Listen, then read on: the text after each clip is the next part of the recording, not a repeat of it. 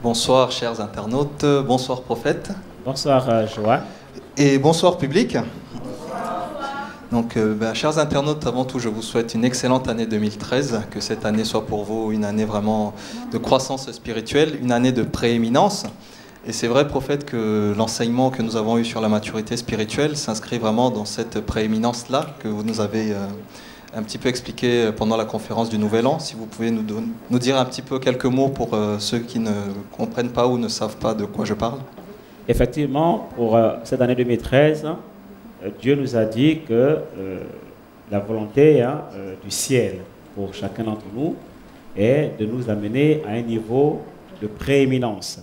C'est pour cela qu'en ce qui nous concerne ici à Bordeaux, la proclamation prophétique qui a été faite sur l'année 2013 est 2013, l'année de la prééminence. C'est quoi la prééminence? La prééminence, c'est simplement la supériorité. C'est vraiment ce rang que Dieu accorde à des personnes qu'il distingue parmi tant d'autres, bien entendu. Alors, c'est vraiment important de comprendre que Dieu veut faire de nous les premiers. Mais pour que Dieu fasse de nous les premiers, il faut que lui-même il soit le premier dans nos vies. Donc, il y a une alliance de prééminence qui met d'abord Dieu en premier dans nos vies, et ensuite Dieu nous met aussi en premier dans les situations de la vie, que ce soit au travail, que ce soit dans nos études, que ce soit dans nos projets, dans le ministère, etc. Alors donc on a développé de long en large cette notion de prééminence, et on a vu que la prééminence, déjà ce que je viens de vous dire, par définition, c'est Dieu en premier, et ensuite nous aussi les premiers ou parmi les premiers. Ensuite on a parlé de l'esprit de la prééminence. On a vu que c'est vraiment un esprit, c'est une grâce que Dieu donne à ces personnes qui se distinguent de par leur comportement, de par leurs actes, en mettant Dieu en premier. On a vu qu'Abel avait l'esprit de la prééminence. Voilà pourquoi son sacrifice a été agréé par Dieu, contrairement à celui de Caïn. On a vu effectivement que Jacob avait la prééminence face à Ésaü. Joseph avait la prééminence face à ses frères. On a vu que David avait la prééminence, Daniel avait la prééminence. Je ne pourrais pas citer tous les personnages de la Bible où on voit effectivement que Dieu a distingué vraiment des personnes qui ont touché son cœur et qui ont fait vraiment en sorte qu'il puisse les positionner à un niveau de distinction supérieur. C'est ça la prééminence. Donc on a compris qu'effectivement pour rentrer dans la prééminence, il nous faut poser des actes qui touchent au cœur de Dieu bien sûr, de façon à ce que Dieu soit vraiment amené à nous distinguer parmi tant d'autres. Et on a vu l'exemple de Ruben. Ruben qui était l'aîné de Jacob, mais en fait qui, en réalité, avait la prééminence, mais il l'a perdu. Pourquoi? Parce qu'il a souillé la couche de son père. Donc il peut arriver que Dieu nous donne la prééminence et que nous, en retour, à cause de nos comportements, du fait de nos actions, qui déplaisent à Dieu, bien entendu, notre désobéissance, Dieu nous enlève la prééminence. Donc on a bien vu effectivement qu'on peut être né le premier, on peut avoir le droit d'aînesse, mais perdre la prééminence. C'est comme Ésaü qui a perdu la prééminence pour un plat de lentilles. Ce sont des personnes qui n'ont pas de vision pour leur vie, qui ne savent pas où elles vont et qui, en fait, méprisent la grâce que Dieu leur a donnée malheureusement. Il y a beaucoup de personnes comme ça. Okay? Et également, on a vu que l'esprit de prééminence vient sur toutes ces personnes-là qui ont vraiment une attitude d'humilité, une attitude de crainte de Dieu, une attitude de consécration, une attitude vraiment qui consiste à mettre Dieu en premier, qui cherche premièrement le royaume de Dieu et sa justice. Okay? Ensuite, on a vu plusieurs principes autour de cette notion de prééminence, et je vous encourage vraiment à prendre le coffret de l'enseignement qui a été donné pendant cette conférence du Nouvel An, qui est déjà disponible. Et on a parlé aussi de l'alliance de la prééminence. L'alliance de la prééminence qui se matérialise par les prémices. Les prémices, c'est-à-dire donner à Dieu ce qui est premier. Ton premier fils, tes premières récoltes, ton premier salaire, ta première CAF, en fait, tes premiers revenus, qu'est-ce que je peux encore dire? Tout ce qui est premier, pour que Dieu vraiment soit le premier. Matérialiser la position de Dieu en tant que premier dans notre vie par des actes concrets. Et les prémices sont vraiment l'exemple par excellence qui démontre notre engagement dans l'alliance de la prééminence. Et là, vraiment, on a été enrichi par des enseignements parce qu'on avait comme orateur aussi, entre autres, en dehors de moi, il y avait le docteur John Kaku de Paris, Winners Life, et qui était là aussi à Bordeaux et qui a donc effectivement animé cette conférence avec moi. Bien entendu, la nuit du 31 décembre, Dieu nous a parlé également sur l'importance de la prière pour rentrer dans la prééminence. Il nous a montré les différentes portes qui existent dans le temps, dans l'espace. Et si nous prenons conscience de ces portes, et si nous nous positionnons, nous nous tenons à ces portes, nous allons rentrer dans la prééminence cette année. Et puis on a vu également que nous avons des talents et des dons, des mines d'or qui sommeillent en nous. Et si nous identifions ces talents et si nous les développons, nous les travaillons, et bien ces talents nous conduisent à la prééminence, car les dons d'un homme lui ouvrent la voie et lui donnent accès auprès des grands. Donc, en gros, voici vraiment en substance, en résumé, très rapidement, la quintessence de tous les enseignements que nous avons reçus durant cette année de la prééminence dans le cadre de cette conférence de Nouvel An. Voilà, vous avez peut-être manqué, vous n'étiez pas ici à Bordeaux, mais vous pouvez vivre ces moments comme si vous étiez en commandant les CD et les DVD. Et je suis convaincu que cette année pour vous sera une année de prééminence et que votre vie ne sera plus jamais la même. Que Dieu vous bénisse.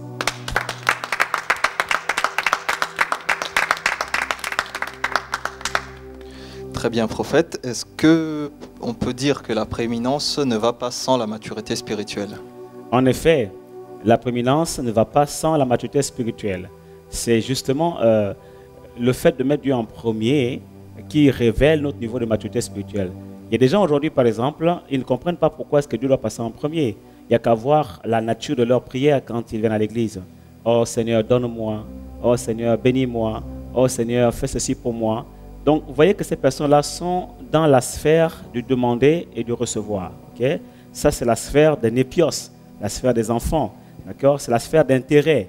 D'accord? Mais quand on quitte la sphère d'intérêt, la sphère des népios, l'enfant, et qu'on rentre maintenant dans un niveau où, en fait, nous ne recherchons pas notre intérêt, nous recherchons l'intérêt de Dieu, c'est la preuve qu'on a grandi en maturité. Donc là, maintenant, nous cherchons premièrement le royaume de Dieu et sa justice. Nous mettons Dieu en premier. Jésus-Christ n'est plus pour nous qu'un simple sauveur. Il devient le Seigneur de notre vie. À partir de ce moment-là, il devient le premier. Et là, nous rentrons dans la prééminence. Mais cela n'est possible que par une croissance en maturité. Il faut grandir pour comprendre que Dieu doit être le premier. Pour comprendre qu'en fait, à un moment donné, on n'a plus besoin forcément de demander à Dieu « donne-moi, donne-moi, donne-moi, donne-moi ». On a seulement besoin de comprendre quels sont les enjeux du royaume de Dieu, quels sont les projets de Dieu pour l'humanité et que notre cœur batte pour les projets de Dieu, que le rêve de Dieu devienne notre rêve, que la vision de Dieu devienne notre vision et que nous puissions nous focaliser sur les intérêts de Dieu. Alors, pour arriver à ce niveau de compréhension, bien entendu, il faut quitter l'étape d'enfant pour entrer dans l'étape d'adulte. Et ainsi, nous comprenons effectivement que ma vie ne m'appartient plus. Ma vie, ce n'est pas ce qui est plus important. Ce qui est plus important, c'est le royaume de Dieu. Donc, en ce moment, on rentre dans une autre alliance. C'est l'alliance où je dis à Dieu, je m'occupe de tes affaires, je m'occupe de faire avancer ton royaume et je sais que toi, tu t'occuperas de moi. Et à partir de ce moment-là, effectivement, nous sommes en plein dans la prééminence. Et ça, c'est une preuve de maturité. Que Dieu vous bénisse. Amen.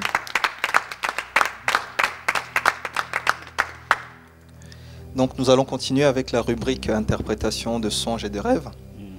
Nous avons le sujet du frère Wilfried. Cher prophète Sosten Mabwadi, je m'appelle Wilfried. Je suis chrétien depuis un certain nombre d'années, mais c'est seulement en septembre dernier que j'ai décidé de recommencer ma vie spirituelle à zéro, vu que depuis tout ce temps, ma vie spirituelle n'avait pas été celle qu'elle aurait dû être. Je viens à vous parce que j'ai besoin que vous interprétiez quelques rêves pour moi, s'il vous plaît. Depuis un certain temps, je ne me sens pas bien dans mon corps. Cependant, il arrive que je fasse des rêves dans lesquels j'ai une force presque surnaturelle, où je soulève des choses pesantes. Avant-hier, par exemple, j'ai rêvé que j'ai pris une voiture, je sais conduire à peine, et j'ai amené des gens en promenade, des Européens. Et puis à un moment, la voiture est tombée en panne dans la boue, et pour s'en sortir, en allant de l'autre côté, j'ai demandé à mes amis de soulever la voiture. Nous l'avons soulevée et traversé la zone boueuse. Je me suis rendu compte que la zone boueuse était une zone en construction avec des maisons neuves, presque dans une ville très éloignée du centre-ville. Et le rêve s'est arrêté là. Une autre fois, j'ai une sagaie et j'ai combattu. Je ne sais plus quoi, et je suis descendu ensuite depuis une petite colline, mais vraiment avec une santé de fer. Alors j'aimerais juste comprendre. Gloire à Dieu, parce que ce rêve illustre exactement l'enseignement qu'on a reçu tout à l'heure. Autrefois, tu tremblais devant les démons. Autrefois, tu faisais des rêves où il y avait des cauchemars, où c'est toi qui étais vaincu. Aujourd'hui, tu fais des rêves où c'est toi qui es vainqueur. Tu fais des rêves où tu soulèves des poids lourds, avec une force naturelle. C'est la preuve que tu as grandi en maturité. c'est la preuve que tu t'es musclé spirituellement. C'est la preuve que maintenant tu es arrivé au stade du frapper. Aucun ennemi maintenant ne peut te résister. Tu as pris conscience de ton identité en Christ, de ton autorité spirituelle, et cela se révèle même dans les rêves que tu fais. Et j'aimerais ici en profiter pour ouvrir une parenthèse au sujet des rêves. La plupart des rêves que nous faisons reflètent aussi notre niveau de maturité spirituelle. Quand tu rêves que dans un songe, un serpent te poursuit et te mord, c'est la preuve quelque part que tu es encore bébé spirituel. Parce que le serpent, c'est le symbole de démon, de mauvais esprit. Comment un mauvais esprit peut te vaincre? Comment un serpent peut te mordre? C'est simplement Dieu qui est en train de te montrer que tu dois grandir quand tu fais des rêves comme ça. Ou tu fais des rêves où on te poursuit avec la sagaie. Ou tu fais des rêves où tu as peur, etc. C'est la preuve que tu es dans une position spirituelle qui ne te donne pas la domination sur tes ennemis. Donc, il y a des rêves que nous faisons qui révèlent notre... Excusez-moi. Désolé. Il y a des rêves qui révèlent notre niveau de maturité spirituelle. D'accord? Bien entendu, bon, aussi prophétique online, on discerne ces choses et on vous donne effectivement l'instruction prophétique nécessaire, adaptée à cela. D'accord? Mais nous devons grandir. Et là, on a un rêve qui nous montre vraiment quelqu'un qui a grandi et qui prend le dessus sur ses ennemis. Je t'encourage, mon frère, continue à grandir et tu verras bientôt un rêve où tu es en train de trancher les têtes de tes ennemis. Pas des ennemis humains, non, non, non. Mais je parle de mauvais esprits. Où tu les tailleras en pièces comme David a taillé Goliath en pièces. Que Dieu te bénisse.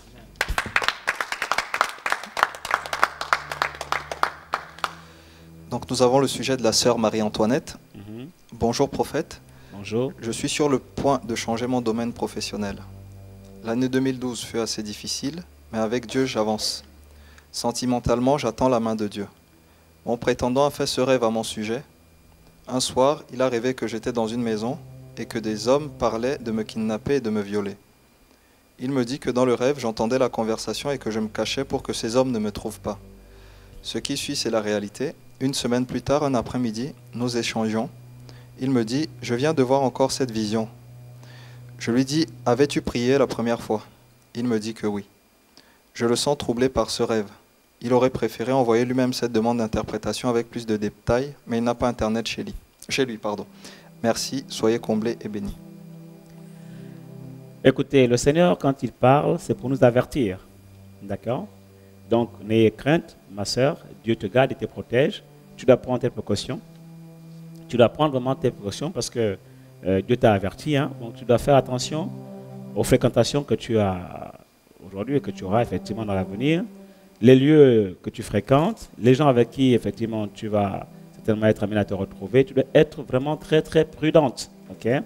Donc voilà, veille à cela, prie chaque fois que tu sors de chez toi, Dieu te garde, Dieu te préserve. La Bible déclare que c'est lui qui nous préserve de toute chute.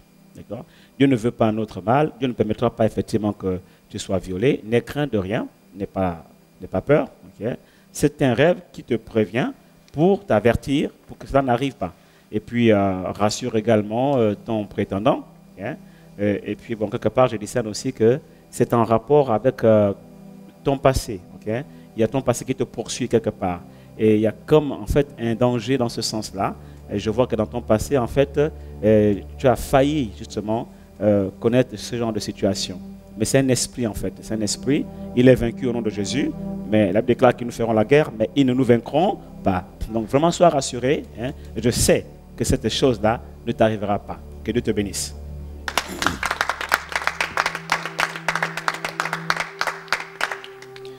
Donc le frère Ange Stéphane Ndebi qui nous écrit « Bonjour prophète, j'avais fait un songe où on me disait que je devais me marier avec une sœur que je connais. Et le lendemain, la même sœur a fait aussi le même songe où on lui disait qu'elle devait se marier avec moi. Mais pour l'instant, je suis encore un peu confus. Que faire? Merci, que Dieu vous bénisse. » Bon, c'est bien si elle a rêvé la même chose et que toi tu as rêvé la même chose. Maintenant, il faut un peu aller au-delà du rêve. D'accord? Parce que moi j'ai souvent dit, et je le redis encore, la plus grande révélation en matière de mariage, ce n'est pas un rêve, ce n'est pas une prophétie. La plus grande révélation en matière de mariage, c'est Romains chapitre 5, verset 5. Car l'espérance ne trompe pas, parce que l'amour de Dieu est répandu dans notre cœur par le Saint-Esprit. Voilà. Donc pour moi, la plus grande révélation en matière de mariage, c'est l'amour de Dieu. Lorsque l'amour de Dieu est répandu dans ton cœur par le Saint-Esprit, rêve ou pas rêve, ben vous vous aimez et vous vous engagez, vous vous mariez. D'accord? Et s'il y a rêve, gloire à Dieu, il ne viendra que pour confirmer ce que vous avez dans le cœur. S'il y a prophétie, gloire à Dieu, elle ne viendra que pour confirmer ce que vous avez dans votre cœur. D'accord? Bien entendu, n'oubliez pas la loi de la maturation qu'on a vu tout à l'heure. Ça veut dire qu'en fait, il faut aussi vous engager en fonction de votre maturité spirituelle. Le mariage n'est pas pour les enfants, n'est pas pour les bébés. D'accord? Il va falloir effectivement aussi vous engager en fonction de si vous êtes capable maintenant de vous gérer. Hein? Est-ce qu'il est capable de gérer une femme aujourd'hui? Est-ce que toi tu es capable de gérer un mari? Est-ce que tu es capable de tenir la clé d'une maison, de prendre soin d'un homme? Voilà, donc tout ça, c'est des paramètres qui font que même si vous avez la révélation, parfois il est important de laisser aussi le temps faire son effet par rapport à votre évolution en termes de maturité. D'accord? Vous savez, souvent les gens sont très pressés, je ne sais pas pourquoi. Moi je dis, honnêtement, s'il y a des gens qui devaient stresser, c'est peut-être des gens qui n'ont pas encore la révélation. Mais si tu as la révélation, tu sais que c'est lui. Mais pourquoi tu vas encore paniquer? Tu sais que c'est lui, donc tu ne te prends plus la tête. Tu dis, bon, voilà, mais Seigneur, tu m'as révélé que c'est lui, donc je prends mon temps. D'accord? Maintenant, si tu es prêt, tu es prête, vous vous engagez. D'accord? Donc vraiment, ne vous focalisez pas sur le rêve, mais évaluez d'abord la révélation, la plus grande révélation dans votre cœur, votre niveau d'amour l'un pour l'autre. D'accord? Je ne parle pas d'un amour charnel, je parle d'un amour divin, répandu dans nos cœurs par le Saint-Esprit. D'accord? Voilà, et j'ai déjà défini c'est quoi l'amour divin ici. C'est un amour qui n'a pas d'attrait charnel. D'accord? Ce n'est pas, voilà, le coup de foudre, voilà, je ne dors plus, je pense qu'à elle. Ça, c'est le coup de foudre, ça, ce sont les sentiments charnels. Mais l'amour divin, il est pur. L'amour divin, il est responsable, il est consciencieux. Il ne pense pas d'abord à ce qui est charnel, il pense à ce qui est spirituel. Vous comprenez cela? Voilà, rassurez-vous que cet amour est dans vos cœurs. Rassurez-vous également que vous êtes aussi mature avant de vous engager. Et puis après, si vous sentez vraiment dans votre cœur que vous êtes fait l'un pour l'autre, allez-y rencontrer vos responsables d'église, particulièrement vos pasteurs.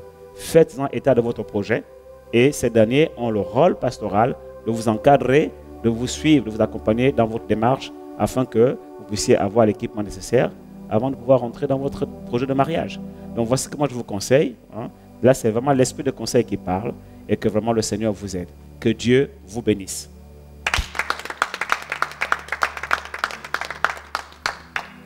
Nous avons le sujet de la sœur Grace, 37 ans. J'aimerais comprendre. Dans ces derniers jours, je fais que des songes dans lesquels j'ai accouché. Cet enfant est tellement réel. Parfois c'est un garçon, parfois c'est une fille. Une fois c'était des jumeaux. Une autre fois j'étais dans la salle d'accouchement. La sage-femme me dit « pousse » et pendant que j'ai poussé, elle a pris la tête de l'enfant et l'a fait sortir. C'était tellement réel. Une autre fois c'était des jumeaux et une amie était venue nous visiter. Elle me dit « celui-ci ressemble beaucoup à son père ». Ces songes deviennent fréquents que cet accouchement m'est tellement réel. Je veux comprendre quel est le message qui se cache derrière ces songes. Aussi un matin, alors que j'étais encore sur mon lit, je vois l'image d'une sœur que j'ai dans mes contacts sur Facebook. Elle prétend avoir reçu un message de la part de Dieu. Souvent, je me dis que si cela est vrai, Dieu me le confirmera aussi. Pendant que je voyais sa figure apparaître, j'entends aussi ces paroles. « Je n'ai pas encore accompli ma mission envers toi. Je me manifesterai puissamment dans ta vie. Les gens qui ne t'écouteront pas paieront cher, car ils auront rejeté la parole de Dieu. Tu es une grande femme. » Après cela, dans mon cœur, je me disais « Ah, Seigneur !» En écoutant ces paroles, quelqu'un pourrait se croire dans l'accomplissement de ses promesses dès demain matin, alors que c'est un long chemin à parcourir. Je veux comprendre le but de ces paroles et de qui cela concerne. Merci, prophète, de m'éclairer. Ok, mais je crois que tu as déjà toi-même reçu en fait l'interprétation de ces songes et le fait de demander au prophète l'interprétation révèle simplement un besoin de confirmation. Ça, je sais. Je sais que vraiment c'est clair dans ton esprit que Dieu te parle et que Dieu est en train de te montrer qu'il ne faut pas que tu t'inquiètes.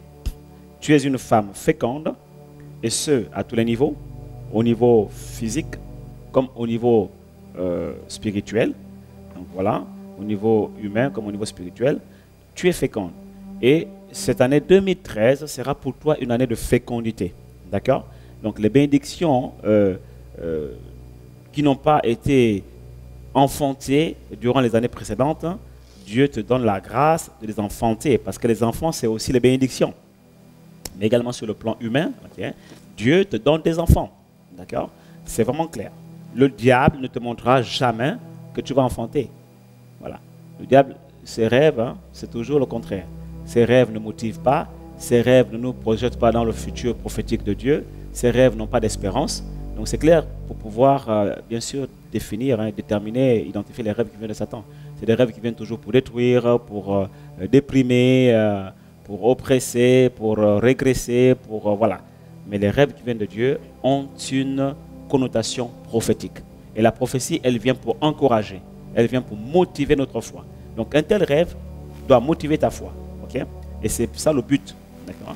Donc voilà, effectivement, tu as un appel de Dieu sur ta vie. Tu seras une grande femme, une grande servante de Dieu. Mais c'est vrai que le temps n'est pas encore arrivé. Voilà. Moi, ce que je peux te dire, reste en prière. La prière est la position qui te permet d'enfanter facilement les bénédictions que Dieu va te donner. Souviens-toi d'Élie, hein? Voilà, pour que la pluie tombe, il a dû effectivement prendre la posture de la femme qui enfante. D'accord? Donc voilà, tu souffres de douleurs de l'enfantement, mais j'entends des cris et le temps est proche. Et cette année, c'est ton année. Que Dieu te bénisse.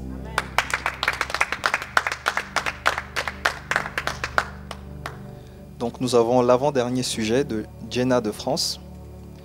Bonjour prophète, je m'appelle Jenna, j'ai 27 ans et je ne vois que de mon œil droit, où je viens d'avoir il y a 2 jours une nouvelle greffe de cornée et j'ai fait un rêve étrange il y a 3 jours. J'ai rêvé que j'étais avec ma mère qui est non-voyante dans un resto et ma mère me demande s'il y a du gluten ou non dans sa pizza. Je me lève pour demander au serveur et quand je reviens, mon sac a disparu avec tous mes papiers d'identité. Je ne retrouve pas mon sac et on quitte le resto. Et dans le bus, je m'occupe de 3 autres personnes en plus de ma mère qui ne voyaient pas et on se rend tous à une patinoire où doit se dérouler un match de hockey. Là, je suis transporté dans les vestiaires et je vois l'entraîneur qui prépare l'équipe et distribue à chacun sa paire de patins. Là, je me réveille. Avant cette opération, j'ai fait un jeûne de 3 jours et j'ai demandé à Dieu de le guérir, comme il l'a fait pour d'autres, car il m'a dit qu'il me guérirait il y a plus de 5 ans. Actuellement, je vis seul et je n'ai plus beaucoup d'autonomie, depuis un peu plus d'1 mois. Je ne sais pas ce que Dieu veut pour ma vie et pour que je le serve, ce qu'il veut de moi. Merci d'avance.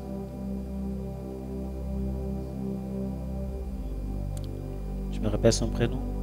Jenna de France, elle a 27 ans. Alors, nous allons prier pour Jenna.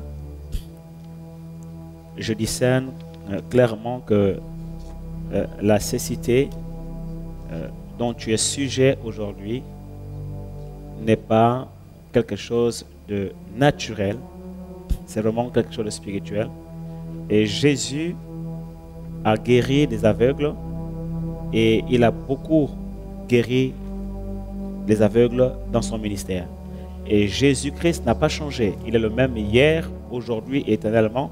Alors nous allons prier sur ce plateau pour Jenna afin que Dieu agisse là où elle se trouve.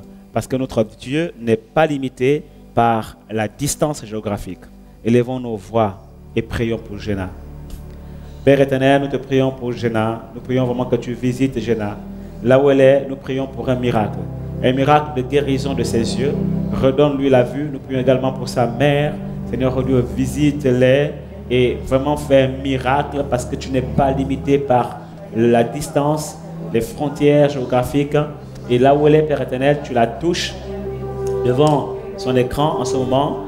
Tu la touches au nom de Jésus-Christ de Nazareth. Tu recrées ce qui a été détruit dans ses nerfs optiques. Tu recrées toute capacité et aptitude optique, visuelle dans ses yeux. Et tu lui redonnes, Seigneur, la vue. Tu lui donnes de nouveaux yeux. Tu lui donnes, Seigneur, oh Dieu, une nouvelle perception même de la vie. Nous prions pour sa guérison, qu'elle soit guérie et délivrée de la cécité, tant sur le plan physique que sur le plan spirituel. Elle et sa mère, nous te prions avec foi. Et nous savons que tu nous exauces. Et nous croyons, Seigneur, que Jenna va vraiment être un instrument de ta gloire, va être un témoignage authentique de la puissance de Dieu qui agit sans tenir compte de la distance. Merci Père éternel. À toi la louange, à toi la gloire, à toi la reconnaissance, toi qui agis encore aujourd'hui. À toi Père éternel dans tous les siècles. Le règne, la puissance et la gloire. Dans le nom tout-puissant de Jésus, nous avons ainsi prié. Amen. Alléluia. Que Dieu te protège contre tout ce qui te veut du mal, tout ce qui veut ravir le peu que tu as, ton argent, ton héritage, tes biens. Je prie et nous prions que tu sois protégé, que toutes ces choses soient protégées dans le sang précieux de Jésus. Sois béni. Nous avons le sujet de Claudie Lucette. Tout récemment en rêve, je me trouvais dans un lieu comme désert, vide, et ce lieu était sombre. Tout d'un coup, j'ai vu quelque chose qui avait la forme d'une colombe, et ensuite, la nuit a commencé à disparaître jusqu'à ce que ce lieu devienne clair, comme le jour, et chose qui avait la forme d'une colombe, j'ai vu une chose, qui avait la forme d'une colombe venir sur moi, et j'ai commencé à trembler, à parler en langue et crier tellement j'étais saisi de crainte. Et cette chose venait se poser sur moi. C'était une femme qui était à côté de moi, qui m'a entendu parler en langue et trembler pendant que j'étais encore dans ce rêve. Quand je me suis réveillé, je pleurais, je tremblais en parlant en langue, et quelque chose me secouait comme électrifié. J'aimerais connaître la signification de ce rêve. Je précise que je suis chrétien, je parle déjà en langue. Dieu vous bénisse, homme de Dieu, et toute votre équipe. Franchement, vous êtes un exemple de prophète. Gloire à Dieu. Merci Seigneur. Ce rêve révèle en réalité une nouvelle dimension à laquelle Dieu veut t'y conduire cette année 2013. C'est une visitation de l'Esprit. D'accord? Sois attentif à ce que Dieu va faire avec toi dans cette année 2013. J'entends dans mon esprit cette parole qui dit: si les temps d'autrefois ont couvert ta vie de honte, d'opprobre, de ténèbres, les temps futurs te couvriront de gloire. En fait, Dieu change les temps dans ta vie. Jusqu'à présent, tu as connu des temps sombres. Tu as connu des temps d'épreuves, de douleurs, de situations compliquées. 2013 pour toi sera un temps qui sera couvert de gloire, de lumière. Ne considère plus ce qui est passé, ne regarde plus ce qui est ancien. Parce que 2013 était un temps nouveau pour toi, une saison nouvelle pour toi. Et des choses nouvelles vont venir à toi. Et tu les connaîtras, tu les expérimenteras. Et tu sauras que l'Éternel ton Dieu t'a parlé en ce jour. Tiens ferme dans la foi. Dieu va puissamment t'utiliser. Voilà pourquoi tu as vu cette visitation. C'est une nouvelle onction toute fraîche qui vient sur toi. C'est une nouvelle dimension, c'est une nouvelle onction, c'est une nouvelle force, une puissance que Dieu te donne. C'est un temps de visitation. Alors tu vas faire de nouvelles expériences avec le Saint-Esprit. Les dons spirituels vont se manifester de façon extraordinaire dans ta vie. Alors vraiment que Dieu t'encourage dans cette nouvelle dimension. Apprends de lui, lis la parole de Dieu, sois affamé des Écritures, affectionne la présence de Dieu, affectionne vraiment l'Esprit de Dieu et ta vie ne sera plus la même. Que Dieu te bénisse. Alléluia. Merci Seigneur. Donc prophète, nous allons directement enchaîner avec les orientations prophétiques. Donc nous avons le sujet du frère Emmanuel. Bonjour prophète, je suis serviteur de Dieu en ce moment. Dans ma vie, tout semble bloqué. Probablement à cause de mes choix passés, mais maintenant, je veux que Dieu me donne une direction pour le ministère et pour mon travail. Car je viens de commencer une entreprise, mais je suis bloqué et je me pose plein de questions. Merci de m'aider. Et il a envoyé ceci. Il a envoyé une photo. Oui. Il est en Côte d'Ivoire. Au Maroc. C'est un Ivoirien? Il ne l'a pas précisé. Parce que je vois que c'est un Ivoirien en fait. Est-ce que le back-office peut me dire si c'est un Ivoirien? C'est un Ivoirien. Ivoirien. Oui. Gloire à Dieu. Okay. Merci Seigneur.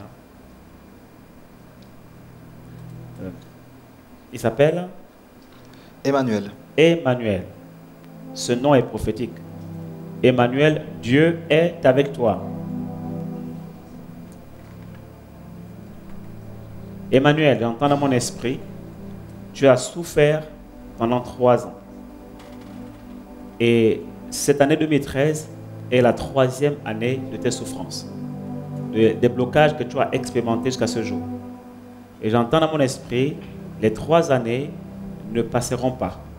En fait, tu es arrivé maintenant dans la saison où Dieu va débloquer toutes choses en ta faveur.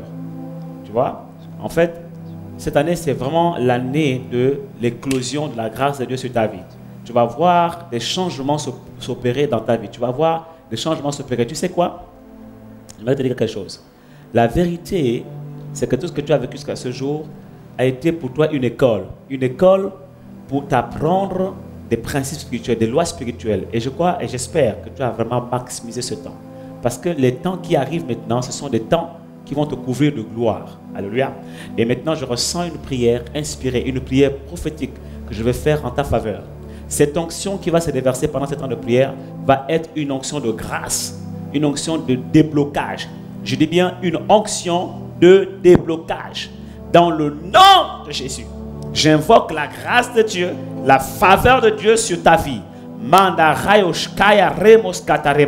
Je proclame maintenant la cessation des œuvres des ténèbres contre ta vie.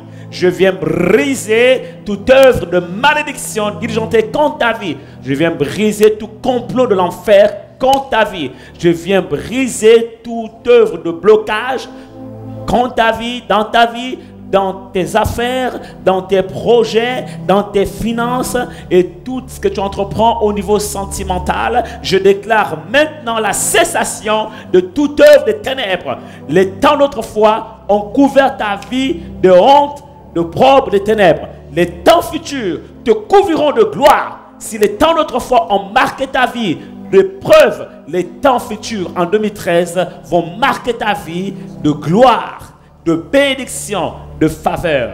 Je déclare que toutes les portes qui sont restées fermées depuis longtemps en 2013 s'ouvrent maintenant dans le nom de Jésus. Je proclame et déclare prophétiquement que 2013 sera pour toi une année de miracles. Je vois une cascade, une succession de miracles au niveau scolaire, études, formation, au niveau professionnel, au niveau sentimental, au niveau financier, même au niveau familial. Je vois des changements s'opérer dans ta famille. Je vois des guérisons arriver dans ta famille. Plusieurs des membres de ta famille vont expérimenter un toucher de Dieu dans leur corps, dans leur santé. Je vois des choses que Dieu est en train de préparer et va manifester bientôt dans ton corps, dans ton esprit, dans ton âme, dans ta famille. Au nom de Jésus-Christ de Nazareth, reçois une année de miracles. Une année de miracles. Alors prends courage, ne t'effraie point, que la paix de Dieu qui surpasse toute intelligence garde ton cœur et tes pensées en Christ Jésus. Merci Père éternel pour Emmanuel, parce que tu es avec lui. Tu ne l'as point abandonné, tu ne l'as point laissé, tu es avec lui. Et tu vas lui montrer que tu es avec lui. Tu vas manifester ta présence dans sa vie. Et il saura que l'Éternel, son Dieu, lui a parlé en ce jour et l'a visité. Au nom de Jésus, nous avons ainsi prié. Amen. Alléluia. Est-ce qu'on peut acclamer le Seigneur? Amen, amen.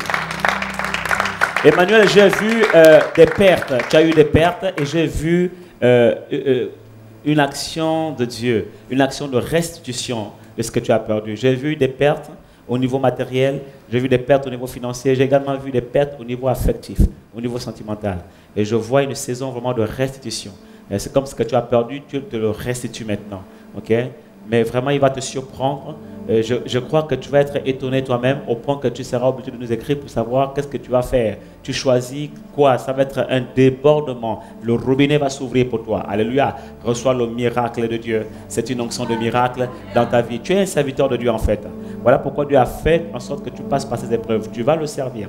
Tu vas le servir dans une dimension de miracle.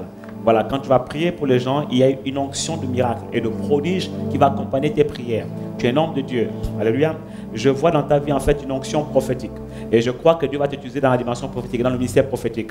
Mais je vois également l'issue d'un ministère apostolique dans ta vie. Alors, sois vraiment attentif à ce que Dieu va faire maintenant dans ta vie. L'onction de la parole est dans ta bouche, tu sais. Et Dieu t'a enseigné pendant ce temps des mystères cachés. Tu vas aussi enseigner son peuple les révélations que tu as apprises avec lui pendant ce temps d'épreuve. La grâce de Dieu est sur ta vie. My God, la grâce de Dieu est sur ta vie. Et je vois des trésors des nations se bousculer aux portes de ta demeure. Je vois également comme un embarras de choix. Quelque part, j'ai le sentiment qu'il y a beaucoup de domaines dans ta vie où tu auras l'embarras de choix. Au niveau professionnel, au niveau sentimental. Je vois comme des embarras de choix. Mais la grâce de Dieu va faire en sorte que tu fasses le bon choix. Parce que quand la bénédiction de l'Éternel vient, elle ne se fait suivre d'aucun chagrin. Que Dieu te bénisse. Au nom de Jésus. Amen. Manda rebus katarema, rebus santa karema, chayus koterema. Merci Seigneur. Reprenez sa photo. Faut pas me provoquer avec les photos. Je vous ai dit les photos là, c'est en offline. Alléluia. Les gens me créent des problèmes parce que je lis les photos. Mais bon, qu'est-ce que vous voulez? Le ministère du prophète, c'est ça. Que Dieu te bénisse, mon frère. Amen. Alléluia. Merci Seigneur. Donc il y a la sœur Sylvie de France qui nous demande une orientation. Bonjour prophète de l'Éternel, je souhaiterais avoir une orientation prophétique sur ma vie sentimentale. Yes. Je suis maman seule, séparée du papa de ma fille, pour qui j'éprouve encore beaucoup d'amour. Toutes les fois que je veux m'en éloigner sentimentalement, quelque chose me dit de ne pas m'en éloigner. Je voulais lui rendre des effets lui appartenant qui sont chez moi, puisque nous ne sommes pas dans la même ville. Je précise qu'il n'a pas encore donné sa vie à Jésus. À ce jour.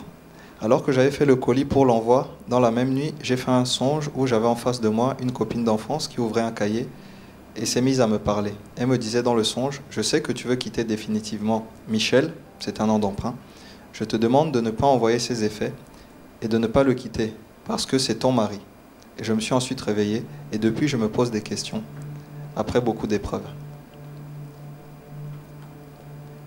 Je sais que tu l'aimes encore.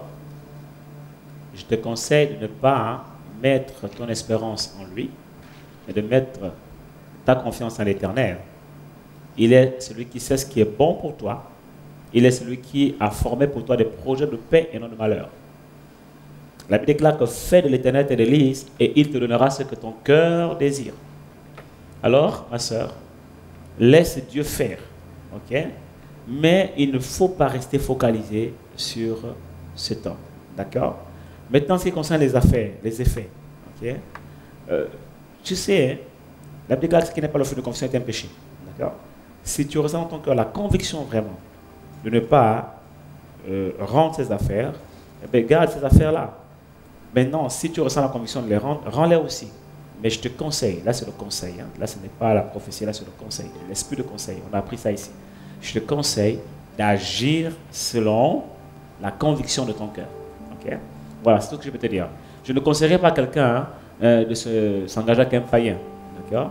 Donc voilà, maintenant, si ton cœur te dit d'attendre, attends. Par contre, moi ce que je vais te faire maintenant, c'est de prier pour lui. Et je prie qu'il se convertisse. Pas forcément pour qu'il se marie avec toi, mais parce que Dieu l'aime, parce qu'il doit connaître Christ, parce que son âme doit être sauvée, parce que réellement, Jésus-Christ est mort sur la croix pour lui. Ok? Voilà. En tout cas, je ne peux pas te dire sur le plateau de t'engager avec lui pour deux raisons essentielles. Premièrement, parce que je ne veux pas que doctrinalement, on croit que les chrétiens, voilà, doivent aller se marier avec de non-chrétiens. Voilà.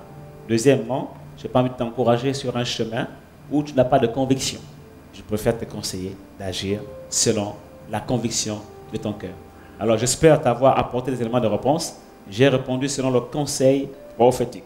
Que Dieu te bénisse. Amen.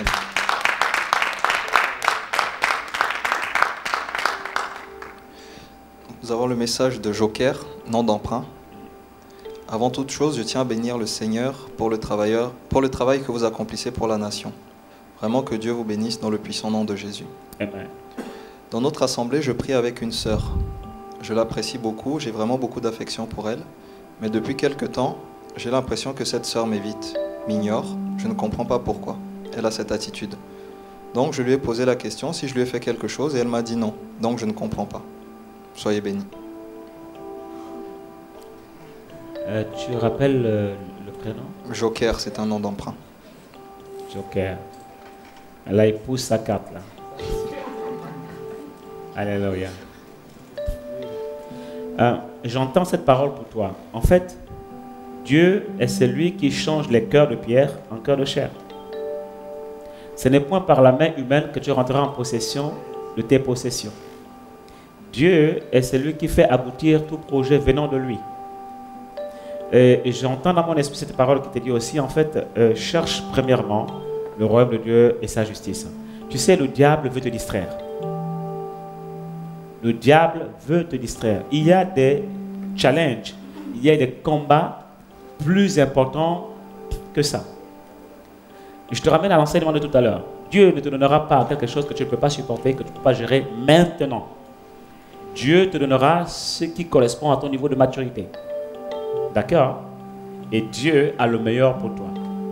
Alors, laisse cette sœur, là où elle est, recommande ton sort à Dieu et recommande cette sœur aussi à Dieu. D'accord? Tu sais quoi? Je ne peux pas te dire si c'est cette sœur ou pas. Mais ce que je peux te dire, c'est que Dieu a le meilleur pour toi. D'accord? Il y a des personnes qui ont commencé une relation alors qu'elles n'avaient même pas de conviction. L'un s'est engagé avec une pleine conviction, l'autre n'était pas tout à fait convaincu. Et puis finalement, ces personnes se sont mariées. Pourquoi? Parce que Dieu a changé le cœur de la personne qui n'était pas convaincue. Il y a aussi des personnes comme ça où j'ai vu des personnes s'engager, enfin, peut-être pas les deux, il y a une qui était convaincue, l'autre pas du tout. Et puis finalement, la chose n'a pas abouti. Pourquoi? Je te renvoie à l'enseignement sur le profil. Tu peux rencontrer une personne qui correspond à ton profil, ton cœur bat pour la personne et avoir des convictions. Mais cependant, le projet n'est pas abouti. Dans tous les cas, il faut savoir que Dieu a le meilleur pour toi. Et que l'attitude que tu dois avoir en ce moment, c'est de recommander ce problème, cette situation entre les mains du Seigneur. De mettre ta confiance en Dieu et c'est lui qui agira parce que c'est lui qui a ton avenir dans sa main. Mais je discerne qu'il y a des combats plus importants par rapport à ta vie spirituelle, ta maturité spirituelle, par rapport à des projets que tu as. Focalise-toi sur ces choses-là et le reste te sera donné par-dessus tout. Que Dieu te bénisse. Alléluia. Et puis Dieu est en train de t'épargner de quelque chose, tu sais. Ce n'est pas encore le moment. Si tu t'engages là-dedans, je vois un risque. Si c'est maintenant, tu ne pourras pas gérer. Je vois un risque. Je vois un risque même que tu tombes dans le péché avec cette personne. Je vois un risque même qu'en fait, finalement, il y ait des choses qui se passent qui feront en sorte que cette relation soit complètement détruite. Et vos relations humaines aussi prennent un coup. Donc mon frère, laisse Dieu faire. Il agira. Amen, amen. Et n'essaye pas d'aider Dieu avec la main humaine. D'accord? Alléluia. Que Dieu te bénisse. Que Dieu te bénisse. Je vois dans cette situation plusieurs personnes qui me regardent en cet instant, qui sont dans la même situation. Et je comprends pourquoi le Saint-Esprit insiste sur ce sujet. Et je prie pour tous les internautes qui se reconnaissent dans ce sujet, afin que Dieu vous accorde la même instruction prophétique, la même parole de sagesse, le même conseil, pour que votre vie soit épargnée des pièges de Satan. Au nom de Jésus. Amen. Amen. Donc nous avons...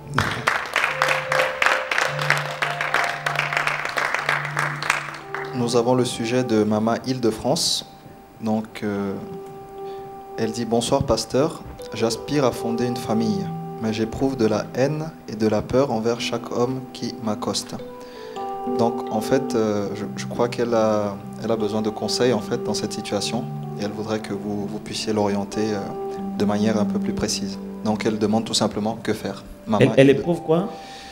Bonsoir pasteur, j'aspire à fonder une famille, mais j'éprouve de la haine et de la peur envers chaque homme qui m'accoste. Que faire? Tu dois être libéré de ton passé. Ton passé te poursuit. Ce que tu as vécu dans le passé influence ton présent et bloque ton avenir, ton futur. D'accord? Tu as de la haine pour les hommes parce qu'il y a un esprit méchant, un esprit mauvais qui s'est incrusté dans ta vie du fait de ce que tu as vécu dans le passé et qui t'amène à haïr les hommes, simplement. Parce que quelqu'un t'a fait du mal. Un homme t'a fait du mal.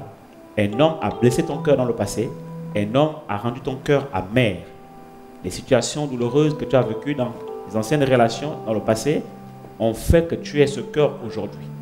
Alors, si tu n'es pas guéri de ces situations, tu auras du mal à rentrer dans une nouvelle relation. Cependant, Dieu a fait venir vers toi la saison du mariage. Mais toi, tu n'es pas prête à rentrer dans cette saison. Alors, tu as besoin vraiment de guérison intérieure. Et nous prions dans le nom de Jésus que Dieu guérisse ton cœur, qu'il te libère des épines, des ronces qui maintenant ont miné ton cœur et qui maintenant étouffent la semence de Dieu en toi. Et tu as du mal à entendre Dieu te parler, à discerner la volonté de Dieu, ce qui est bon, agréable et parfait. Et tu regardes les hommes avec les yeux de ton passé. Tu regardes les hommes avec les yeux de tes douleurs et de tes souffrances. C'est la raison pour laquelle aujourd'hui, tu as de la haine envers les hommes. Et puis je vois aussi une autre circonstance. C'est comme en fait, il y a un trouble qui a été jeté dans ton cœur, comme un esprit qui a été vraiment collé à ton cœur pour que tu ne rentres pas dans ta destinée par rapport au mariage. Je déclare aujourd'hui, dans le nom de Jésus, la délivrance totale. Sois délivré de tout esprit méchant. Sois libéré de ton passé. Et que ces temps maintenant soient pour toi des temps de faveur. Que 2013 soit l'année où tu rentres dans ta saison et où tu rentres dans les choses que Dieu a prévues pour toi. Dans le nom de Jésus, nous avons ainsi prié. Amen. Amen. Alléluia. Merci Seigneur. Tu as besoin vraiment d'un accompagnement spirituel. Vraiment, il faut que ton pasteur, que tu le rencontres, qu'il fasse, ou les responsables de l'église, mais tu as besoin d'un accompagnement spirituel. Tu ne peux pas rentrer dans une nouvelle saison avec les habits de l'ancienne saison. Ok? Que Dieu te bénisse. Nous avons le message de Zoé, c'est un pseudo. J'ai entendu le prophète dire à 2 reprises, attention, ne ferme pas une porte si une autre ne s'ouvre pas. Tout à fait. Et voilà, j'ai été fortement interpellé car au mois d'octobre, j'ai démarré une activité professionnelle et ça s'est super mal passé. J'étais auxiliaire de vie chez les particuliers. J'ai vécu des choses très compliquées et difficiles à supporter. Du coup, malgré mes prières, les choses ont empiré. Alors je suis parti de ce travail et en plus j'ai perdu de l'argent au final. Depuis, j'ai énormément de difficultés à trouver un emploi, une place, une direction, un métier. Je cherche un peu tout, car je ne sais plus quoi faire. Toutes les portes sont fermées. Après ce que le prophète a dit, je me demande si j'ai pas fait une erreur, si je n'ai pas fait une erreur en fermant cette porte. Pourtant, je m'y sentais vraiment mal, et pas à ma place. Je voudrais aider les gens, mais dans ce domaine de travail, je n'ai pas pu y arriver. J'ai demandé pardon au Seigneur si j'ai fait une erreur, et de me faire grâce de m'ouvrir la porte de l'emploi, car je suis depuis ce mois-ci dans la précarité. Voilà, en espérant avoir une réponse, car je ne sais pas si j'ai fait une erreur. Que Dieu vous déverse son huile et vous fortifie, vous et votre famille. Que la paix de Dieu soit sur vous et que Dieu bénisse votre ministère. En effet, tu as fait une erreur, mais dans l'ignorance. C'est pour cela que je te rassure que Dieu t'a pardonné et que Dieu t'apporte maintenant des temps de faveur. Dieu t'accorde des temps de grâce. Je vois vraiment une opportunité d'emploi pour toi. En milieu d'année 2013, année scolaire, je précise, c'est-à-dire entre janvier et mars, dans cette période-là, tu vas rencontrer une opportunité d'emploi et tu seras embauché. Ce ne sera pas forcément dans le domaine de ce que tu aimes faire, mais ça va être une belle opportunité où tu seras amené à apprendre autre chose. C'est comme une reconversion que tu vas avoir. Mais tu vas t'y plaire. Tu vas t'épanouir là-dedans. Okay? Je ne peux pas te dire le domaine exact parce que je ne le vois pas, mais je vois vraiment une grâce de Dieu par rapport au travail dans cette période de janvier à mars. Alors je prie que Dieu te fortifie dans cette période parce que je sais que ce n'est pas évident d'être dans la précarité, mais je sais que vraiment, lorsque cette porte du travail va s'ouvrir pour toi, tu ne regretteras pas ces temps. Tu as semé avec larmes, tu récolteras avec chant d'allégresse. Que Dieu te bénisse. Amen.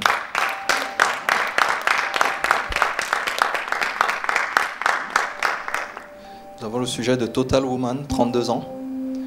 Je viens vers vous afin de vous demander de bien vouloir m'aider concernant ma vie personnelle. Je vous ai déjà écrit concernant un homme avec qui je suis en relation depuis 2009, mais tout a été confirmé en février 2012. Mais dans cette relation, je passe par des difficultés car cet homme déclare m'aimer, mais je ne vois rien de lui. J'ai parlé avec mon pasteur concernant ces relations.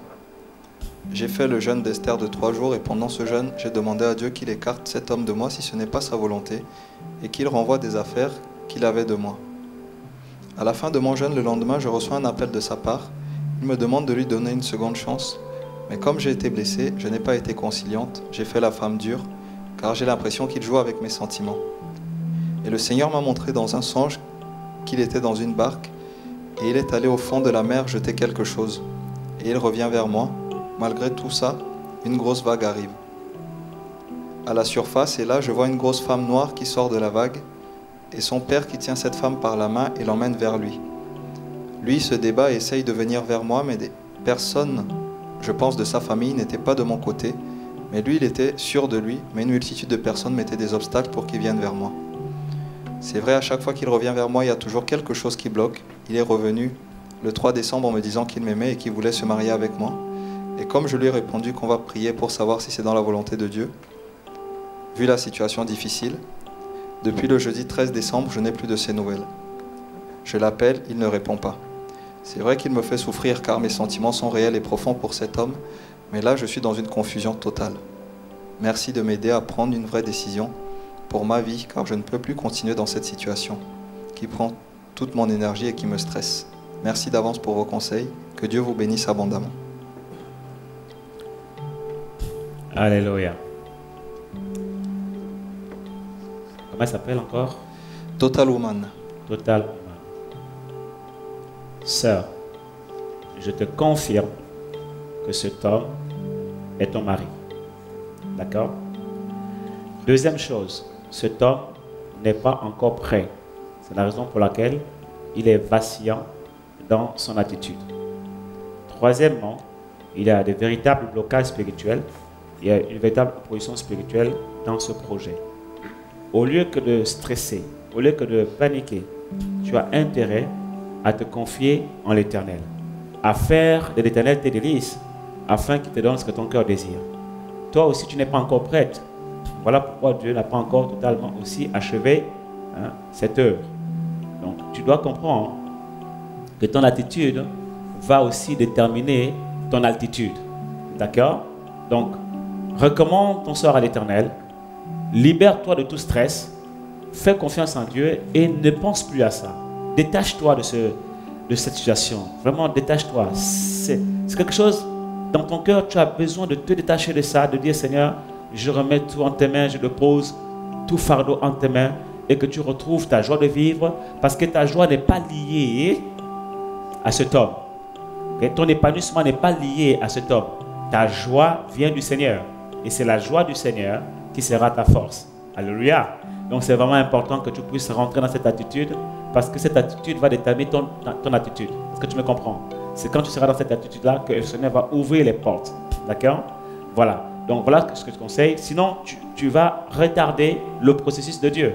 Ok? Fais confiance à l'Éternel et fais aussi un travail en toi parce que tu as besoin vraiment de faire confiance en Dieu. Ok? Alors que Dieu te bénisse. Okay? J'espère t'avoir aidé. Que Dieu te bénisse. Est-ce qu'on peut prier pour elle? On va l'acclamer, on va prier pour elle. C'est Total Woman, c'est ça? Total Woman. Dans le nom de Jésus, que cette Total Woman expérimente la totale paix de Dieu, la totale joie de Dieu, la totale confiance à l'Éternel, et que son cœur ne soit plus le même, afin que lorsqu'elle va commencer à expérimenter la joie du Seigneur, alors, en ce moment-là, les portes s'ouvriront. À toi la gloire, Père éternel. Dans le nom de Jésus, nous avons ainsi prié. Amen. Amen. Gloire à Dieu. Notre attitude détermine notre altitude. Donc, dans le sujet de la sœur Sandra, lorsque je suis arrivé à Paris en 2001, je n'ai jamais appelé une de mes tantes, la grande sœur de ma mère qui vivait elle aussi en France avec sa famille. Elle était très irritée contre nous, surtout ma mère et moi. Elle disait à tout le monde que c'est ma mère qui a interdit notre fréquentation.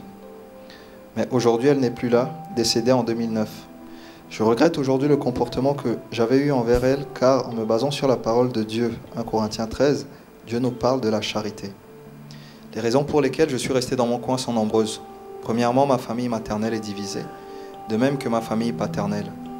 Ma mère m'avait effectivement interdit de fréquenter la famille en France à cause de la méchanceté des membres de la famille.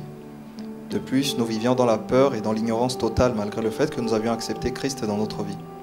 Aujourd'hui, je me suis repenti, je connais maintenant mon identité et mon autorité en Christ et je n'ai plus peur. Mais je veux entrer en contact avec les enfants de ma tante. Mais encore une fois, ma mère, mes frères et sœurs m'ont dit d'attendre, pour des raisons diverses. La fille de ma tante avait remis à ma mère tout ce qui avait été utilisé à l'enterrement de sa mère. Elle les avait donnés à ma mère pour qu'elle les porte. Je ne sais pas si la décision que j'ai prise est la bonne, étant donné que ma mère, mes frères et sœurs m'ont dit d'attendre. Un dimanche, en revenant du culte, je voulais faire une petite sieste. À peine les yeux fermés, j'entendis une petite voix qui me dit de lire Hébreux 10, verset 13. « Assieds-toi à ma droite jusqu'à ce que je fasse de tes ennemis ton marchepied. » J'ai l'impression que les enfants de ma tante ont gardé cela dans leur cœur comme rancune. J'aimerais savoir si le fait qu'ils soient mécontents, c'est-à-dire le fait qu'ils sont irrités envers moi, peut bloquer ma délivrance. Cela fait longtemps que j'ai des rêves d'oppression. Je suis déjà passé par la délivrance, mais le problème est récurrent. J'ai confessé mes péchés et je me suis repenti sincèrement. Voilà pourquoi j'ai besoin d'orientation prophétique. C'est la sœur Sandra. Sœur Sandra, ce que tu es en train de vivre en ce moment, c'est vraiment un temps d'épreuve. Un temps d'épreuve émotionnelle, un temps d'épreuve au niveau relationnel, avec certains, et je dirais plusieurs membres de ta famille. Je vois une réunion, une grande réunion de famille. Cette réunion aura lieu dans la période du mois de septembre à novembre 2013. Cette réunion va vraiment être une réunion déterminante. Je vois une grande réconciliation dans la famille. Je vois une action de Dieu qui est le résultat de tes prières. Je vois des confessions, je vois des repentances, des demandes de pardon, des restitutions même. Je vois des réparations. Ne t'inquiète pas, tu es quasiment arrivé au bout du tunnel. Tes prières ne sont pas restées vaines. Le ciel a entendu tes prières. Les anges de Dieu se sont déjà mis en mouvement. Je vois les anges moissonneurs. Tu vas bientôt moissonner là où tu as semé avec larmes. Tu vas bientôt moissonner avec chant d'allégresse. Tout ce que tu vis aujourd'hui, c'est l'oppression. En réalité, tu es déjà délivré. Aie confiance en l'Éternel. Saisis ta délivrance par la foi. Confesse et proclame ce que Dieu a accompli au travers de Jésus-Christ en ta faveur sur la croix. Rentre dans une dimension de confession et de proclamation de la victoire de la croix dans ta vie. Expérimente Dieu d'une autre façon cette année et tu verras que tout ce que Dieu a prévu pour toi s'accomplira en ta faveur. Que Dieu te bénisse. Amen.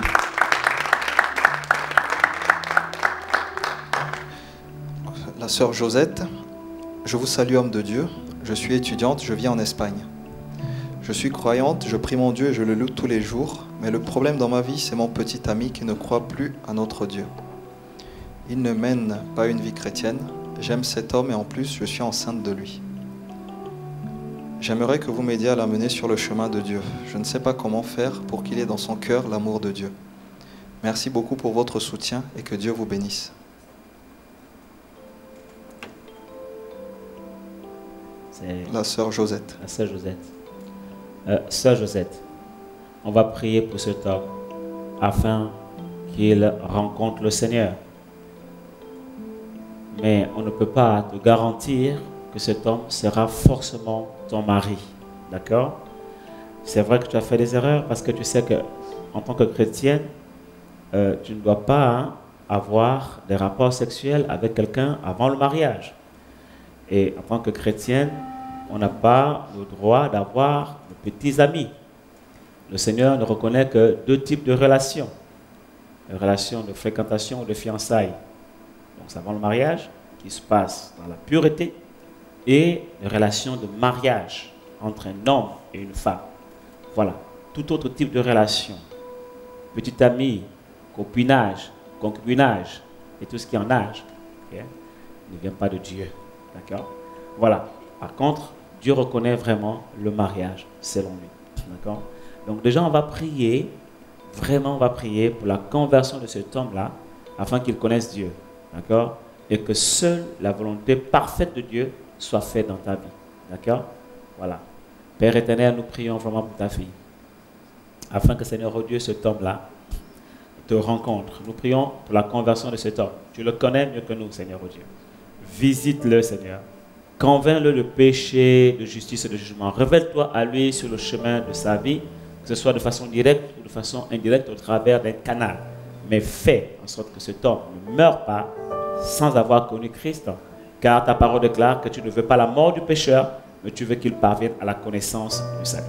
Merci Père éternel de pouvoir aussi consoler ta fille, de pouvoir, Seigneur, oh Dieu, la guérir et la reconstruire intérieurement et de lui donner une nouvelle espérance.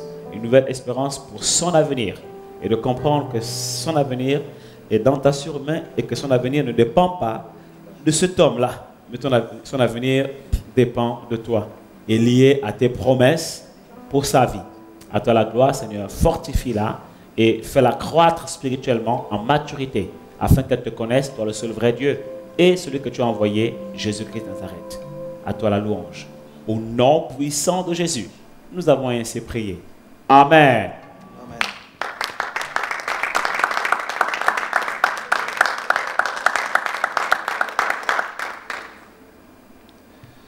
Donc, Fanfan et Nadia, c'est un couple. Bonjour, prophète Mabwadi. Mon épouse et moi suivons de temps en temps vos émissions et prédications. Nous rendons grâce au Seigneur Jésus-Christ de la manière dont il vous utilise dans votre ministère prophétique. Ainsi, nous voudrions vous contacter pour connaître la volonté du Seigneur à notre sujet, d'autant plus que nous le servons avec persévérance depuis 2007. Mais force est de constater que les résultats sont assez maigres. En effet, tout semble bloqué, administrativement, niveau familial, la santé. Sommes-nous au bon endroit? Que devrions-nous faire? Nous vous remercions de l'attention que vous nous portez. Veuillez trouver, prophète, notre haute considération. Que Dieu vous bénisse. Je me rappelle le nom, s'il te plaît. Fanfan et Nadia. Fanfan et Nadia. Fanfan et Nadia. Ils écrivent de la France? Ils ne l'ont pas précisé. Je pose la question parce que je vois un changement géographique. Je vois un changement géographique.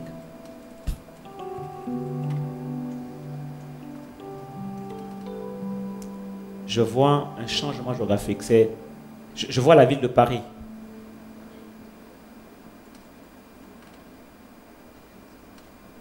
Je vois une formation. Je ne peux pas vraiment définir quel type de formation. Seigneur, je prie dans le nom de Jésus.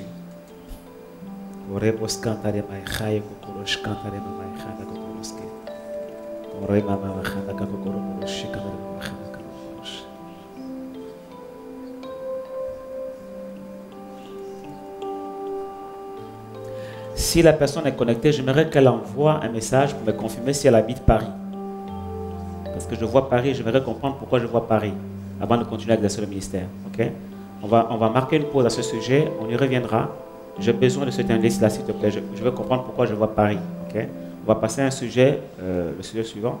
Mais si la personne est connectée, qu'elle me dise si elle habite Paris. Juste une confirmation ou une information. Okay? Très bien. Donc nous continuons avec le message de Messiga, 40 ans. Bonjour à toute l'équipe qui contribue au ministère prophétique online, que Dieu vous bénisse. J'ai besoin d'orientation. Je suis dans le flou. Je suis marié depuis 2 ans. J'ai 40 ans. Cela se passe assez bien avec mon mari, très jeune, 15 ans d'écart, qui ne veut pas d'enfant.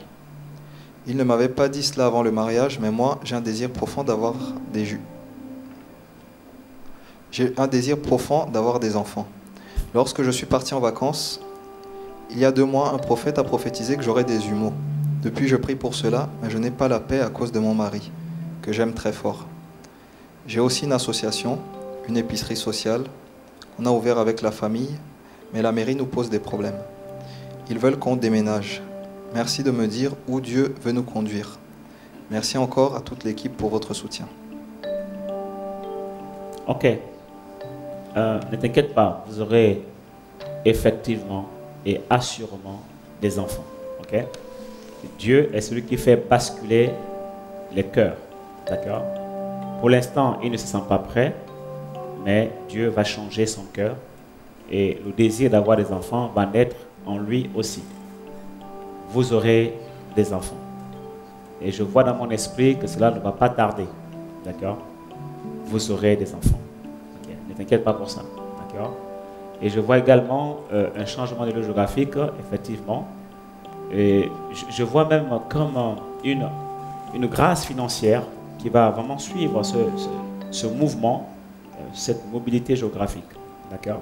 Je vois un site industriel, je vois une zone industrielle, je vois une implantation dans une zone industrielle, mais toujours dans la même ville où vous êtes.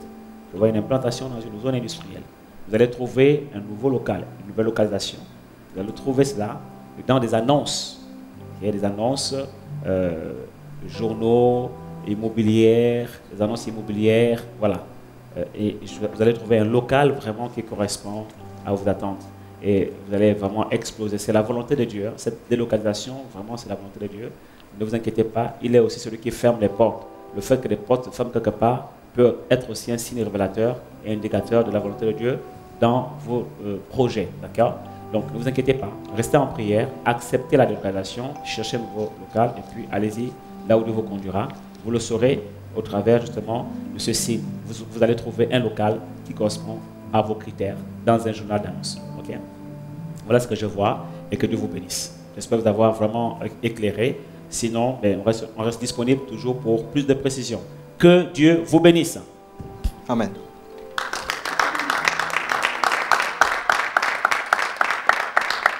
Alors, est-ce que la personne a réagi? Pas encore. Pas encore. Ok. Donc, nous avons le message de Maïssa. Bonjour prophète, je souhaite avoir une orientation prophétique pour mes fils qui sont chrétiens. Merci. Elle s'appelle comment? Maïssa. Et ses fils n'ont pas de nom? Non, il n'y a aucune Elle précision. n'a pas envoyé de photos? Non. Non. Seigneur, nous prions pour les fils de Maïssa, afin que tu puisses les utiliser dans leur jeunesse. Tu as dit dans ta parole que tu répandras de ton esprit sur toute chair, que nos fils et nos filles prophétiseront, nos jeunes gens auront des visions. Nous prions que tu utilises ces enfants dans une dimension prophétique forte, par l'onction de la prophétie et par les visions, dans la louange, dans la musique, dans vraiment le service pour Dieu, dans l'évangélisation, que tu fasses de véritables leaders au niveau de la jeunesse pour impacter sur leur génération, que tu fasses, Seigneur oh Dieu, de véritables artistes pour la gloire de ton nom, et que leur talent soit davantage développé et se révèle à la face des nations pour glorifier ton Seigneur. Préserve-les du monde et des choses qui sont dans le monde.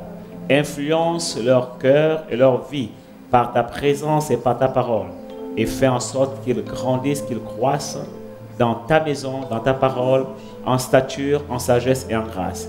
Car je vois en eux de futurs serviteurs de Dieu dans cette nation et au travers des nations de la terre. À toi la louange, à toi la gloire, dans le nom tout-puissant de Jésus, nous avons ainsi prié. Amen. Amen. Dieu vous bénisse.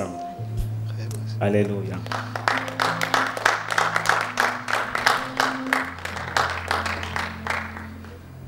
Nous avons une orientation du frère Wilfried.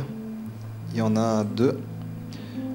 Il y a maintenant 2 ans, j'étais amoureux d'une jeune femme. Nous étions à 2 doigts d'être fiancés quand elle a pris la décision de rompre avec moi. J'ai été très touché par son départ. J'ai pleuré, j'ai prié. Et puis j'ai été poussé par l'Esprit à prier pour elle. Plus je priais, plus je me rendais compte de mes erreurs, de la façon dont j'avais très mal géré cette relation. En même temps, je croyais toujours qu'elle pouvait revenir. L'année dernière, presque 1 an après son départ, un ami qui ne la connaît pas et à qui je n'ai jamais parlé d'elle, m'a dit que j'allais me marier avec une femme dont les traits étaient à 95% ceux de cette jeune femme. Aujourd'hui, je ne sais plus. Ça fait déjà 13 mois que mon ami m'a parlé de cette vision. Cependant, elle vient de se séparer du fiancé qu'elle a eu après moi. Mais elle ne veut plus me voir ni parler avec moi. Cependant, je continue de croire qu'avec Dieu, tout est possible. Aussi, j'aimerais juste savoir ce que je dois en attendre maintenant. Dois-je attendre encore ou dois-je tirer le rideau une bonne fois pour toutes? Ok. Dans ce genre de situation, la bonne attitude à avoir est simplement de laisser Dieu faire les choses. D'accord? En fait, elle n'est pas prête. Elle ne peut pas rentrer dans une nouvelle relation alors qu'elle est sortie récemment d'une relation. Et même qu'il y a eu des successions de relations, il y a des antécédents qui font que si elle n'est pas complètement guérie, restaurée, elle aura du mal à avoir une nouvelle confiance en soi pour aller dans une nouvelle relation. Donc il faut laisser à Dieu le temps de travailler dans son cœur, de restaurer son cœur, de reconstruire l'espérance, la confiance en elle, avant qu'elle puisse effectivement avoir la foi pour s'engager dans une nouvelle relation. De toutes les façons, les rêves qui viennent de Dieu, ou les révélations qui viennent de Dieu se confirment toujours. Donc ce que tu as reçu, ce que cette personne a reçu, sera éprouvé dans le temps en fonction effectivement de ce qui va se passer. Si cela vient de Dieu, effectivement, vous le saurez, elle reviendra vers toi. Donc tu ne paniques pas, mais tu ne mets pas aussi ton cœur dans ça. Tu mets ton cœur dans le Seigneur, la confiance en Dieu. Tu recommandes ton sort à l'Éternel et tu laisses Dieu faire. Ne t'attache pas. Ne t'attache pas.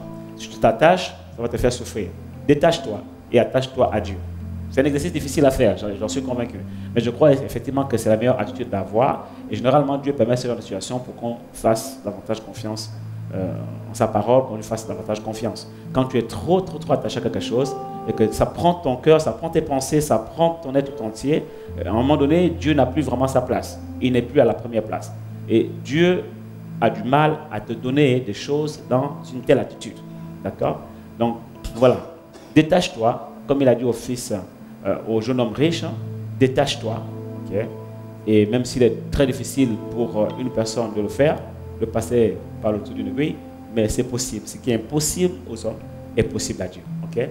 Et alors tu verras le miracle de Dieu s'accomplir. En tout cas, je sais une chose, tu ne mourras pas célibataire, ce qui est certain. En tout cas, Dieu a le meilleur pour toi.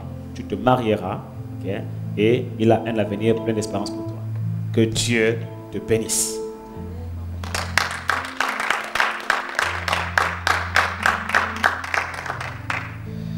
Donc c'est sur son dernier sujet que les orientations prophétiques vont s'achever. Depuis que j'ai pris la décision de reprendre ma vie spirituelle en main, j'ai vraiment envie de m'engager avec Dieu pour le servir. Partir n'importe où, évangéliser. Un soir à un séminaire, un homme, un prophète que je ne connaissais pas, prophétisait sur moi, en disant que j'allais servir Dieu dans la politique. Du coup, je ne sais plus. Je n'ai voté qu'une seule fois dans ma vie. Je ne sais pas encore dans quel domaine faire de la politique.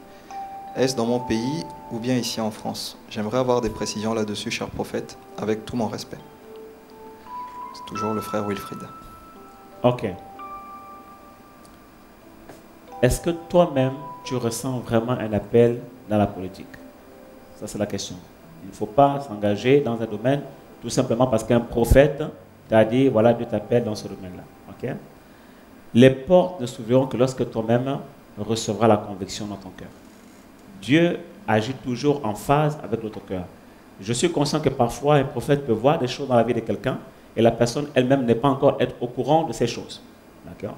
Mais toujours dit que Dieu s'arrange à ce que la personne aussi elle-même reçoive la révélation. D'accord?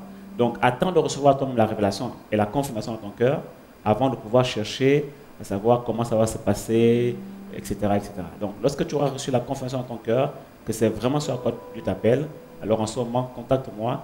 Et en ce moment, certainement, Dieu me donnera des paroles de sagesse, le conseil, l'orientation nécessaire. Mais pour l'heure, je trouve très prématuré de commencer à te donner des orientations ou encore des conseils, alors que toi-même, tu n'es pas encore positionné par rapport à cette prophétie-là. D'accord? Donc voilà ce que je peux te conseiller pour l'instant. Dans tous les cas, je prie pour toi que dans le nom de Jésus, la lumière, la révélation de Christ puisse illuminer ton cœur afin que tu saches quelle est l'espérance qui s'attache à ton appel. Au nom de Jésus. Amen. Amen. C'est vraiment important de comprendre que chaque prophète est responsable de ses prophéties.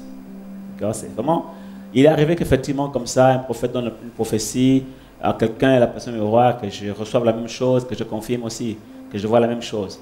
Mais il est vraiment très délicat lorsqu'un prophète parle, un autre prophète a parlé, et que vous venez voir un autre prophète pour demander soit une confirmation ou une infirmation. Vraiment, c'est très délicat, d'accord? Donc, moi, je vous conseille simplement, voilà, de faire ce que je viens de vous dire, ok? Et le Seigneur confirmera dans le temps et dans l'espace. Que Dieu vous bénisse. Amen. Donc, nous arrivons à la fin de cette émission, prophète. En tout cas, je vous remercie, chers internautes, de nous avoir suivis. Je vous remercie aussi, public, pour votre présence. Vous étiez chaleureux, motivés, ça nous a encouragés. Merci encore, prophète, pour ces enseignements, pour ces orientations aussi qui nous enseignent, comme toujours. Et j'aimerais vraiment vous encourager, chers internautes. C'est vrai que là, nous entrons dans cette année 2013, une année de prééminence. Et j'avais cette parole à cœur, c'est « Repentez-vous et croyez à la bonne nouvelle ». Je crois que cette prééminence, c'est une bonne nouvelle. Et en réalisant, en fait, ces enseignements que nous avons eus pendant la conférence du Nouvel An, j'ai réalisé, en fait, pour ma part, que je n'ai pas toujours travaillé comme il fallait à ma vie spirituelle. Et il a fallu que je me repente avant de pouvoir justement rentrer dans cette prééminence-là. Et si aujourd'hui cette parole, repentez-vous et croyez à la bonne nouvelle, je pense que à chaque fois où vous n'êtes pas positionné où Dieu voulait que vous le soyez, vous avez péché contre Dieu et il faut vous repentir. Et cette année de la prééminence est pour vous aussi si vous le croyez, mais il faut travailler à l'accomplissement de cette parole. Je pense qu'il y a un vent de l'esprit qui est en train de souffler et il faut accepter en fait de payer le prix pour vivre cette prééminence. Amen. Quand on fait cette prière, notre Père qui es aux cieux, que ton nom soit sanctifié, que ton règne vienne, je crois que par la prééminence, le règne de Dieu arrive. Amen. Et si nous voulons voir ce rêve arriver un jour, nous devons nous positionner, prier, se lever, évangéliser, parce que nous avons cette parole que Dieu nous dit d'aller faire de toutes les nations des disciples. Donc aujourd'hui, je vous interpelle. Est-ce que vous voulez l'année prochaine vous retrouver au même niveau, à avoir les mêmes combats, à vous poser les mêmes questions? Pour ma part, je n'en ai pas envie. Et j'espère aujourd'hui que vous avez envie de découvrir plus. N'hésitez surtout pas à contacter la régie, le back-office. Procurez-vous ce coffret sur la prééminence. Je vous assure que votre vie sera transformée. Amen. En tout cas, soyez bénis. Je vous remercie encore pour votre patience. Je vous souhaite encore une excellente année 2013 et je prie que la prééminence soit vôtre au nom de Jésus. Amen. Soyez bénis.